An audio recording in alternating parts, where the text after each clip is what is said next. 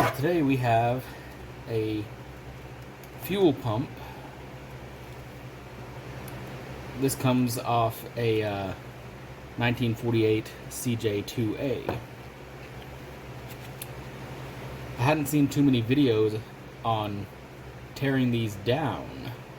I mean, there's plenty of videos out there of just, swap out the old one, put in the new one, fight with this bolt every time. But really not too many of actually looking at the insides of it. I mean, there's photos, but yeah.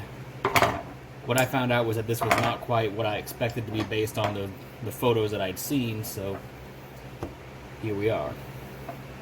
So to start with, obviously I've already had to fight to get a ratchet in here to take the left side bolt out. The right one came out just fine. The reason I am even endeavoring to do this is because this thing would fill up almost to the top, but nothing would come out on the outlet side. The inlet was fine, it would suck in gas, but nothing would come out. So what I'm trying to figure out is if there is a plug or something in this side, or is it just a standard, maybe this diaphragm in here is toast. I don't know how old. I mean, this could be original. Not to the Jeep, but to the engine. It's an M38 engine that got swapped in. Same thing, L134, so it should be fine. I'm becoming, pretty sure this thing just needs a complete rebuild. I don't have the kit yet. Maybe that'll be a video for later, I don't know. But yesterday I was at least able to get the glass bowl off, look at the top. It was full of mud, so Jeep life. So with any luck, it won't be too bad inside, but this will at least give us an idea of the insides. This is me in frustration. I was just trying to see if I could just take the top off it while I was stuck on the engine because I couldn't get that side out. That's even with the fender off.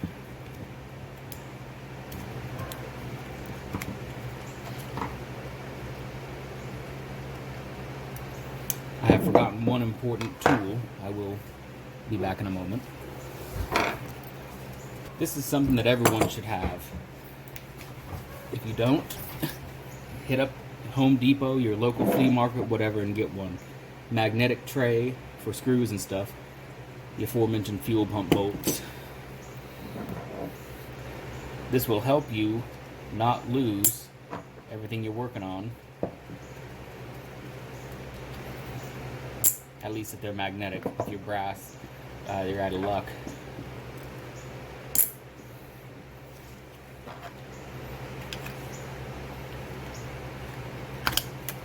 And this is the improved version too. I already spent a while with some spray-on degreaser and shop towels and such.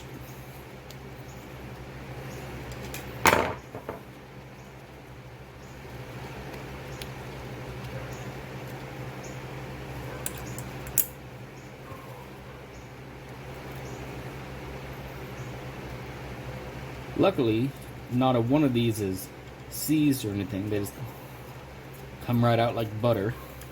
I don't know if that means someone's been in here before me. I mean, surely, in this much time, someone's been in there.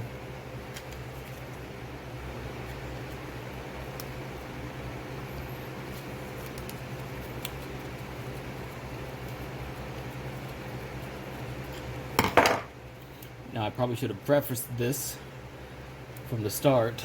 I am not an expert on old Jeeps and such. I have never taken one of these apart before, but I've seen it done a few times on YouTube. One nifty trick is on these brass fittings.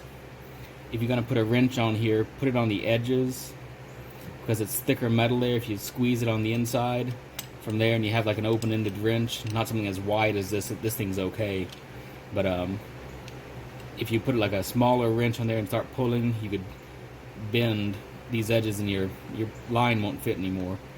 These being flat and wide, it's probably okay. I think someone put some kind of sealer on here. So there's all kinds of gunk on the threads, but let's get that out of the way.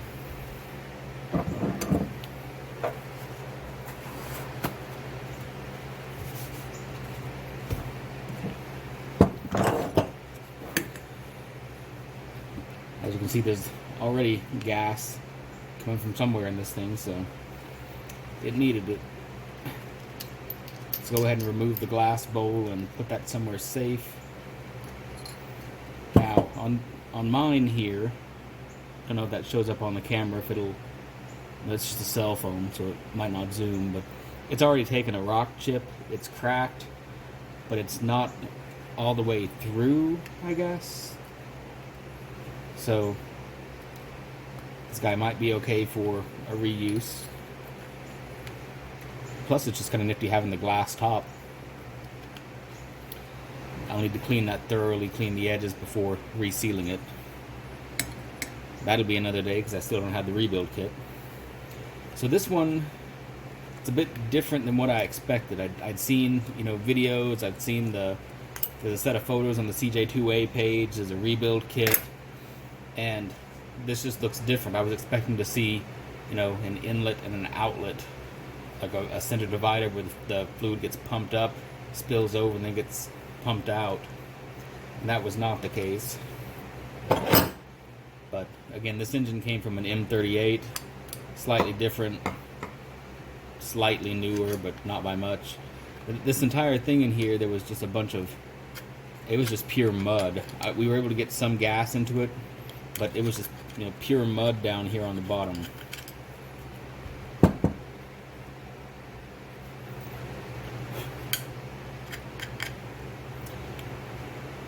So I don't know if this is an actual gasket or if someone's just come in here with some gasket maker or liquid gasket and just run a bead and made their own. The screen on this guy actually looks pretty clean. I mean, it's a little bit, discolored from varnish probably, but so I'll need to get that out. There we go. And as you can see, that just kind of popped right out. To make sure that you keep the orientation right. In my case, I guess that's the outlet from this side was on the left of the unit. But hey, sure enough, there are these two check valves. And the screen, I can't tell. Again, on other things I've seen, there was like a metal retainer of some kind that goes over this to hold these in place. These are just sitting here in place. So is that just an interference fit? In the words of Vice Grip Garage, I don't know.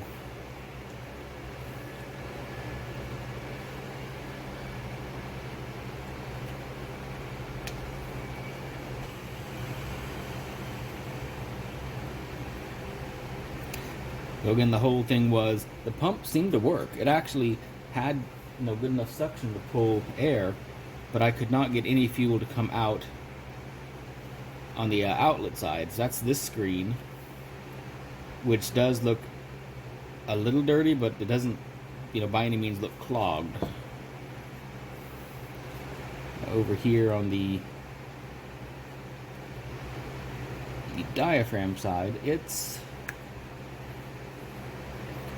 actually, soft and pliable. It's not cracked that I can see. It's a bit gunky on the bottom.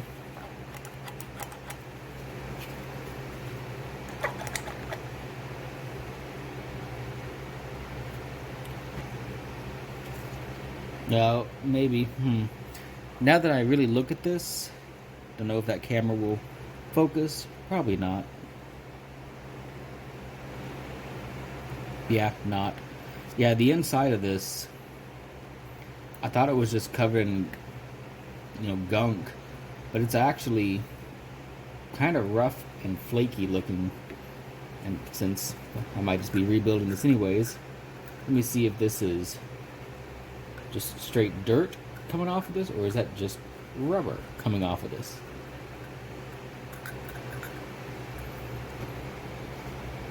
Well, that looks grody, so again, it's gonna get a rebuild anyways.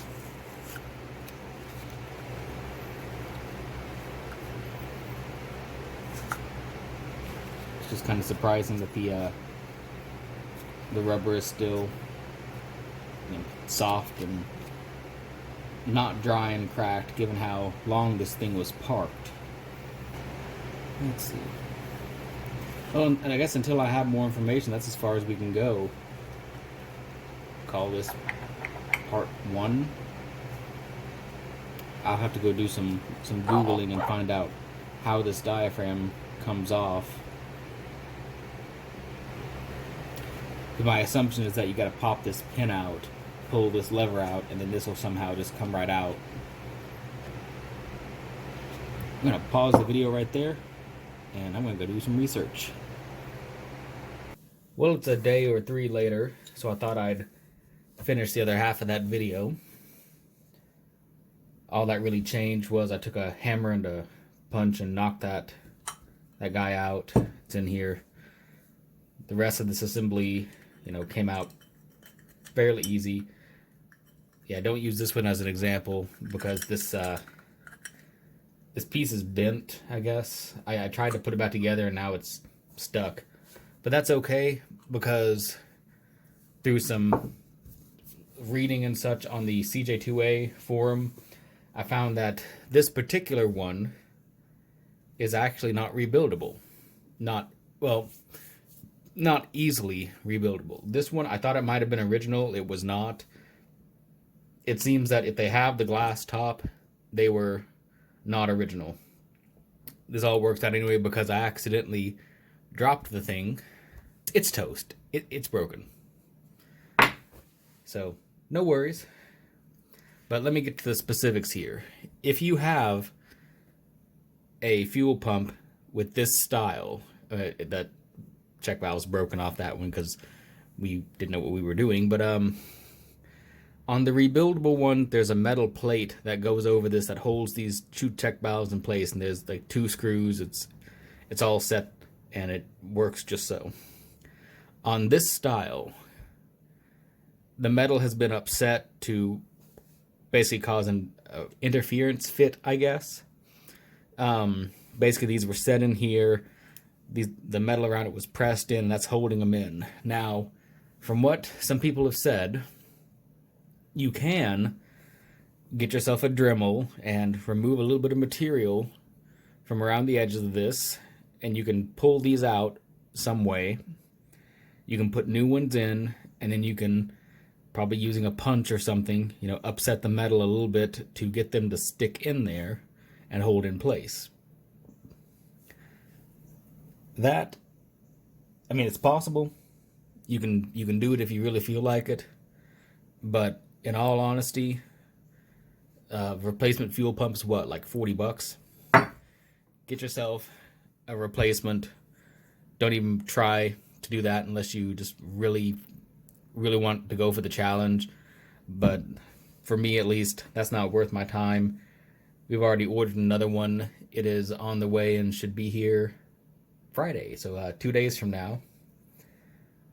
So with that, hopefully with that, and maybe a little bit of carb cleaning, part 3, chapter 3, section 3.